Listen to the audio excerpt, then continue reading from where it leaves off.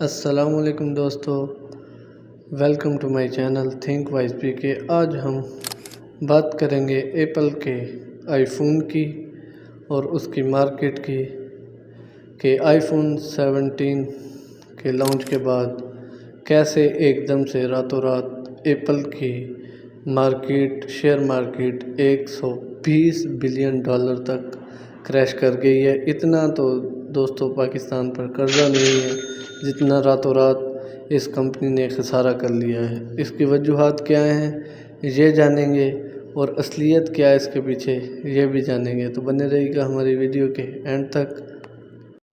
آئی phone 17 کے launch سے پہلے خاص کر انویسٹر کی یہ سوچ تھی کہ اس بار ماڈل میں نیو اپ گریڈز آئیں گے، AI اپ گریڈز آئیں گے، تو مگر جب یہ ماڈل لانچ ہوا تو اس میں کچھ بھی نہیں تھا، بلکہ جو فیچر آئی فون 16 میں تھے وہی ری شیپ کیے گئے تھے، اور اس کے علاوہ ٹیکنیکل پرابلمز بھی کافی آ رہی تھی۔ کچھ صارفین نے کہا کہ کیمرے میں گلیچ آ رہے ہیں، اور کچھ صارفین نے یہ بھی کہا کہ کچھ موبائل ہیٹ اپ بھی ہو رہے ہیں۔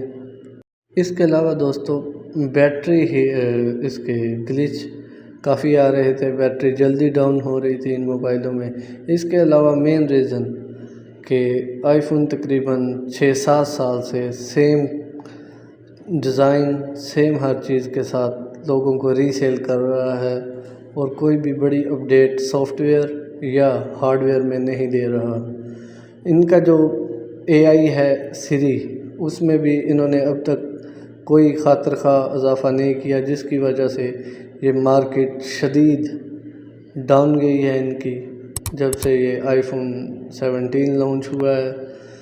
اسی قیمت میں سیمسنگ اور دوسری کمپنیاں بیٹر آپشن پرووائڈ کر رہی ہیں، اور ان سے قیمت بھی ان کی کم ہے، جبکہ آئی فون نے صرف ایک ہی ہاتھ رکھا ہوا ہے کہ کبھی کلر چینج کیے جا رہے ہیں اور کبھی کیمرے کے اینگل۔